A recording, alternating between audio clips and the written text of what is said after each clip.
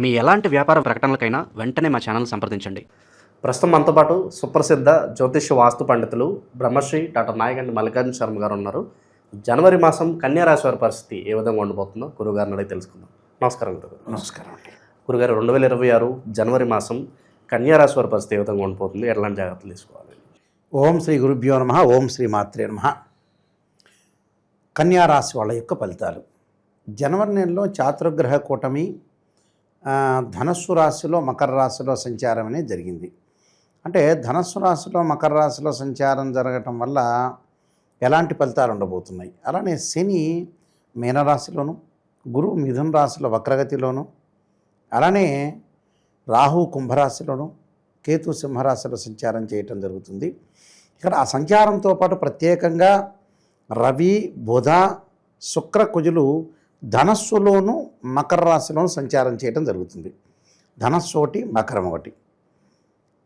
చాతుర్గ్రహ కూటమి 4 గ్రహాల యొక్క కంజంక్షన్. మరి కన్యారాశి వాళ్ళకి ఎలా ఉండబోతుంది అంటే, కన్యారాశి వాళ్ళకి దశమ స్థానంలో గురువు యొక్క సంచారం వక్రగతిలో ఉండటం వల్ల లాభాలు కలిగే అవకాశం ఉంది. ఎలాంటి లాభం? సహజంగా అందరూ అనుకునేది ఏంటంటే, గురువు ధనకారకుడు, సంతానకారకుడు, లాభకారకుడు, భాగ్యకారకుడు, యశస్సుని, కీర్తిని, ప్రతిష్టలని, విద్యని అన్నీ ఇచ్చే ఆయన యొక్క పోర్ట్ఫోలియో అనేది ఒక చీఫ్ మినిస్టర్తో సమానం. అంటే నవగ్రహాలన్నీ financial minister, home minister, excise ministers, ఇలాంటి పోర్ట్ఫోలియో ఉంటుంది. కానీ చీఫ్ మినిస్టర్ ఎవరు అంటే ఇందులో గురువు. ఉదాహరణకి శుక్రుడు ఫైనాన్స్ మినిస్టర్ అనుకోండి, కుజుడు వచ్చేటప్పుడు రెవెన్యూ మినిస్టర్ అనుకుందాం కాసేపు. ఇలా ఒక్కొక్క గ్రహము, రాహు హెల్త్ మినిస్టర్ అనుకుందాం కాసేపు. ఇలా అనుకుంటే ఎగ్జాంపుల్లో గురువు యొక్క పాత్ర విశేషమైంది. అంటే గురువు అన్నీ బాగుంటే మిగతా వాళ్ళందరినీ కూడా ఎక్కువ ఓవరాల్గా కవరప్ చేస్తాడు. కన్యారాశి వాళ్ళకి గురువు బాగున్నాడు, గురువు దశమంలో ఉండి వక్రస్థితిలో ఉన్నాడు అని అంటే తన యొక్క వెనక భాగాన్ని చూస్తున్నట్టు, అంటే సుమారుగా భాగ్యస్థానంలో ఉన్నట్టు అర్థం. అందువల్ల ధనపరంగా ఇబ్బందులు లేకుండా ఉంటాయి, ఫైనాన్షియల్ పరంగా డెవలప్మెంట్స్ ఉంటాయి. అలానే నిరుద్యోగులకు మంచి ఉద్యోగ అవకాశాలు బాగా ఎక్కువ ఉంటాయి. షేర్ మార్కెట్లో కానీ ఫైనాన్షియల్ పరంగా కానీ పెట్టుబడులు పెట్టిన వాళ్ళు, ఓవరాల్గా వాహనాలు అమ్ముతున్న వాళ్ళు కానీ, 2 వీలర్స్ అమ్ముతున్న వాళ్ళు కానీ, అలానే విద్యాశాఖలో ఉన్న వ్యక్తులు కానీ, అలానే ప్రింటింగ్ ప్రెస్ కానీ, స్టేషనరీ కానీ, పూజా స్టోర్స్ కానీ, యూట్యూబ్ ఛానల్స్ కానీ, ఏ అయితే రంగాల్లో ఉన్నారో ఆధ్యాత్మికవేత్తలతో సహా వీళ్ళందరికీ లాభాలు కలిగే అవకాశాలు ఎక్కువ ఉంటాయి. అంటే కన్యారాశిలో జన్మించిన వాళ్ళందరికీ కూడా జనవరి మాసంలో చాలా అద్భుతంగా ఉంటాయి. సంతానం లేకపోవటం, సంతానం సంపదప్రదం అన్నారు. సంతానం లేకపోవడం కొంతమంది జరుగుతుంటుంది, ఇన్ఫెర్టిలిటీ ఇష్యూస్ అంటారు. సంతానం కలిగే అవకాశం అనేది వీళ్ళకి కలుగుతుంటుంది. సో గురువు బాగున్నాడు రాశి వాళ్ళకి. మరి కన్యారాశి వాళ్ళకి ద్వితీయాధిపతి అలానే భాగ్యాధిపతి అయిన శుక్రుడు చతుర్థ పంచమాల్లో ఉంటాడు. చతుర్థ స్థానంలో before festival, after festival Makar రాశిలో ఉంటాడు. ఉండటం వల్ల వీళ్ళకి శుక్రగ్రహం యొక్క బలం వల్ల మంచి సుసంపన్నమైన కుటుంబం నుంచి అమ్మాయి కానీ అబ్బాయి కానీ రావటం ఒకటి, అలానే శుభ కార్యక్రమాలు జరిగే అవకాశాలు, ధార్మిక కార్యక్రమాల్లో పాల్గొనే అవకాశాలు ఎక్కువ ఉంటాయి. అన్ని విశేషంగా చేసే అవకాశాలు ఎక్కువ ఉంటాయి. అంటే సుఖాన్ని అనుభవిస్తారు, సౌఖ్యాన్ని అనుభవిస్తాడు.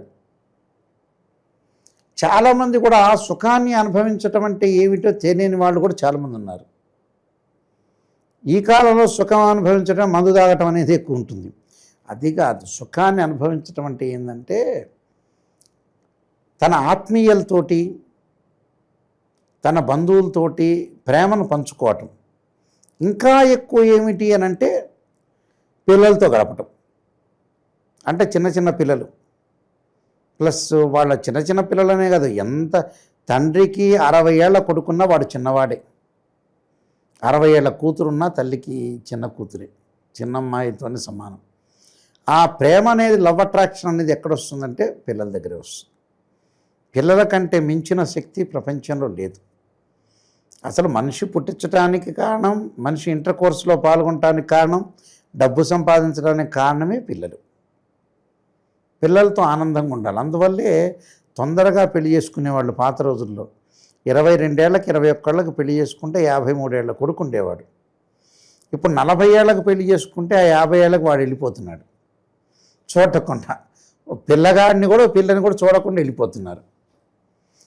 ఏం సంపాదించి ఎవడికి పెడతాడండి ప్రపంచంలో తీసుకెళ్ళి ఆ మూసీ నదిలో వేయటం తప్పితే. అలాగా ఆయన ఆస్తి చావల. ఏదో పాట ఉండేది ఒకటి, మనిషికి ఆస్తి తీరలేదని. అలానే ఇక్కడ ఏమవుతుందంటే ప్రత్యేకంగా ఈ రాశి వాళ్ళు వివాహాది శుభ కార్యక్రమాల్లో లగ్జరీగా అనుభవించే అవకాశాలు ఎక్కువ ఉండటం ఒకటి, సంతానపరంగా ఇబ్బందులు లేకుండా ఉండటం, బంగారు ఆభరణాలు కొనుగోలు చేసే అవకాశాలు ఎక్కువ ఉంటాయి. రవి యొక్క ప్రభావం వల్ల కూడా ఉన్నతమైన ఉద్యోగాలు, ప్రమోషన్లు, స్థానచలనం జరిగే అవకాశాలు ఎక్కువ ఉంటాయి. అలా బుధుడి యొక్క ప్రభావం, రాస్యాధిపతి బుధుడు అయ్యాడు. అంటే రాస్యాధిపతి దశమాధిపతి అయిన బుధుడు చతుర్థ పంచమాల్లో ఉండటం వల్ల వ్యాపార పరంగా అనుకూలంగా ఉంటుంది. అంటే ఏ వ్యాపారం చేసినా కలిసి వచ్చే అవకాశాలు బాగా ఎక్కువ ఉంటాయి. అలాంటి సప్తమ స్థానంలో శని వల్ల భార్యాభర్తలు అపార్థం చేసుకునే అవకాశాలు ఉంటాయి. చిన్న చిన్న విషయాలు చిలికి గాలివాన కాకుండా చూసుకోవాలి. గాలివాన అయితే మటుకు ప్రమాదం. ఎందుకంటే భార్యాభర్తల యొక్క బంధం అనేది ఇగో ప్రాబ్లమ్స్ ఎక్కువ ఉంటాయి. ఎవడు వాడు తగ్గేదే లేదు. మనం మరణిస్తున్నామన్నా కూడా మనం తగ్గేదేం లేదు. రేపటి రోజుల్లో మరణిస్తున్నాము, తర్వాత రోజుల్లో ఎప్పటికైనా మనం ప్రాణం పోయేది అన్నా కూడా మనం తగ్గకూడదు. మానవుడి యొక్క ధర్మం ఒక దరిద్రపు ధర్మం. ఎవ్వడు తగ్గడు. వాడే మన కారు గుద్దుతాడు, ప్రశ్నిస్తాడు. ప్రశ్నించండి, కారు గుద్దే ప్రశ్నించండి. అలా తయారయ్యే సమాజంలో అలా ఉందండి. కాబట్టి ఈ రాశి వాళ్ళు కొన్ని పరిహారాలు చేసుకొని ముందుకెళ్తే మంచి ఫలితాలు వచ్చే అవకాశాలు ఖచ్చితంగా ఉంటాయి. రాహు యొక్క ప్రభావంలో విదేశాలకు వెళ్ళే అవకాశాలు ఎక్కువ ఉంటాయి. కంపెనీ త్రూ వెళ్ళే అవకాశం, విశేషమైన కొత్త తరహం పారిశ్రామికవేత్తలు కలవటం, కొత్త తరమైన పరిశ్రమలు పెట్టడం, అలానే కొన్ని విషయాలు ఇన్వెస్ట్మెంట్ అనేది పెట్టడం అవకాశాలు ఎక్కువగా ఉంటాయి. కాబట్టి ఇక్కడ రాహు యొక్క బలంలో విదేశాలకు వెళ్ళే అవకాశాలు ఎక్కువ ఉంటాయి. ఇంకా విశేషమైన ఫలితాలు పొందాలంటే ఈ రాశి వాళ్ళు ఎలాంటి పరిహారాలు అవసరం ఉంటారు గురుగారు? వీళ్ళు తప్పకుండా అనుసరించాల్సింది విష్ణు సహస్రనామ పారాయణం చేయాలి. ఓం నమః శివాయ పంచాక్షరి. స్త్రీలు వచ్చేటప్పుడు లలితా సహస్రనామ పారాయణం చేయాలి. అయితే విద్యార్థులకు అనుకూలంగా ఉంది గురువు వల్ల. అయితే మరింత ఇంకా ఎక్కువగా అనుకూలంగా ఉండాలంటే మటుకు దక్షిణామూర్తి స్తోత్ర పారాయణం చేయటం వల్ల వీళ్ళకి మంచి శుభ ఫలితాలు వచ్చే అవకాశాలు ఖచ్చితంగా ఉంటాయి. ఓవరాల్గా జనవరి మాసం కన్యా రాశి వారి పరిస్థితి ఎలా ఉండబోతుందో చాలా బాగా వివరించారు. ధన్యవాదాలు. నమస్కారం.